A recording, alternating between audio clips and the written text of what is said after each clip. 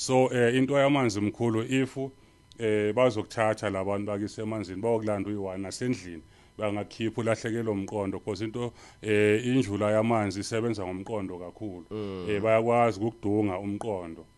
ukudunga umqondo uphume wena kube ngazathi manje uze kimi kanti awuzanga kimi ubona indlu wena uyongena endlini kanti soyongena emanzini awungeni usober bakubulala umqondo ungene phakathi and then oyohlangana nako bayokutreata kahle and then mophuma futhi kuyoba nezinsebenzo kumele uzenze kuyangeneka phansi but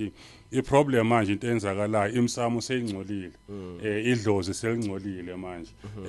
nabelaphi manje abasekho clean that is why uzobona kusikasi ukuthi umuntu kumele abuyele ayongena lapha emanzini manje abantu sebaphethelwa phezulu emfuleni ngoba kuphambane nezibongo ngoba mongena phansi kwamanzi kumele eqonde ibongo nomsamo uthi mongena mukuphahlwa lapha nakwazi ukuthi kuphahlelwa abani kungayi lapha kungabaza ngoba mokuphambana izibongo angeke uphume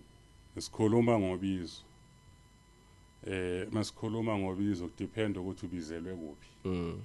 so emanzini kuya nabantu abangabizelwanga emanzini othola ukuthi meseka lapha yana akanawo amandla okucontrola lesimo sasemanzini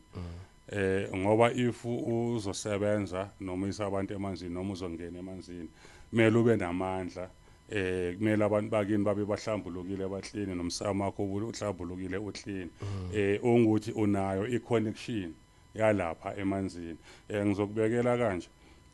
uyabona ngithi ngibeke ngami ngabeki ngomunye umuntu mengisemsamo ngiphahla sizophuma semanzini ngiphahla abantu basekhaya laba basesigodlweni yes ukuthi ngiyaphuma manje ngicela bangivike ingozi phambili